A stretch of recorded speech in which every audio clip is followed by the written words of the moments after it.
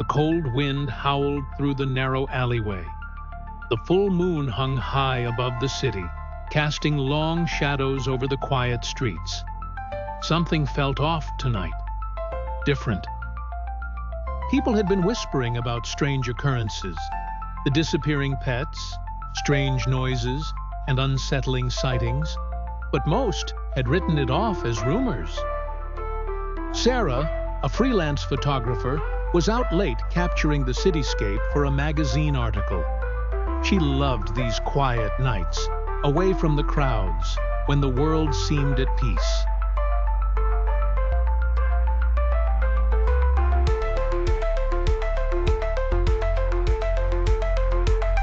A figure, dark as a shadow, standing at the far end of the alley. It didn't move. It was watching her. Sarah's heart raced. Her breath quickened. She took a step back, unsure whether to confront the figure or run. But before she could decide, the figure vanished. Disappeared, as if it had never been there. She blinked, unsure if she had seen what she thought she'd seen. The air felt colder, heavier. Trying to calm herself, Sarah turned to leave. She looked over her shoulder once more.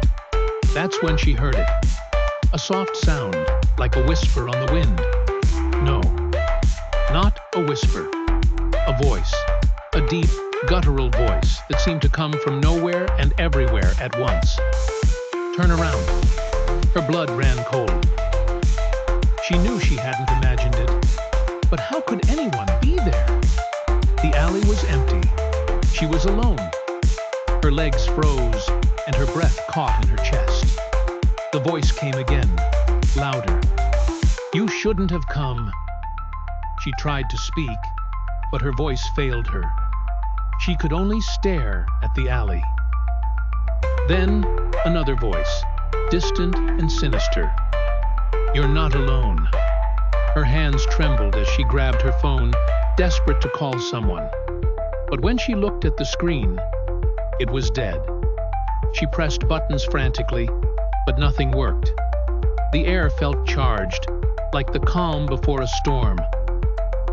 The whispers began again, growing louder. You're in our world now. Sarah's pulse raced as she turned toward the street, looking for an exit. The streetlights flickered, casting eerie shadows. The wind picked up, pushing against her, pulling her back. It was as if the world was growing heavier. Don't run. We're already here. She turned back to the alley, her breath catching. Something was there now, something that wasn't human. Its form was dark and shifting, almost liquid. It moved slowly, deliberately, savoring each step. Sarah's body trembled as she struggled to move, but her legs wouldn't obey. Why are you doing this? She whispered, barely able to form the words. The creature's form shifted again, growing grotesque. Its eyes, if they could be called eyes, glowed an unnatural red, burning with malice. It didn't answer.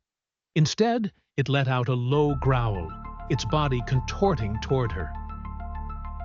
She stumbled back, but before she could fall, she felt something cold and slick grab her wrist. A hand. Not human.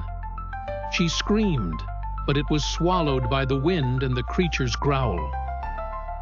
I told you, the voice whispered in her ear. You shouldn't have come. Terror surged through her, but Sarah managed to break free. Running on pure instinct, her footsteps echoed in the empty streets as she sprinted toward the block's end. The sound of footsteps followed her, growing louder. Turning a corner, she ran straight into a building. One door was cracked open, light spilling onto the sidewalk. Desperation led her inside. She slammed the door shut behind her and leaned against it, trembling. The room was dim, lit only by a hanging bulb. The musty smell of old wood filled the air. For a moment, it was silent. Then the whispers started again, faint at first, but quickly grew louder, surrounding her. Did you really think you could hide from us? The walls seemed to close in on her. Her heart pounded as the whispers became frantic, more urgent. She felt something surrounding her. Many things. "No," she whispered, barely audible. "You'll never escape," came the response. "We're always here." The bulb flickered, and the room went dark. Sarah gasped. She tried to move, but her body froze. She was trapped. From the darkness, a single pair of glowing red eyes opened, staring right at her. It was just the beginning.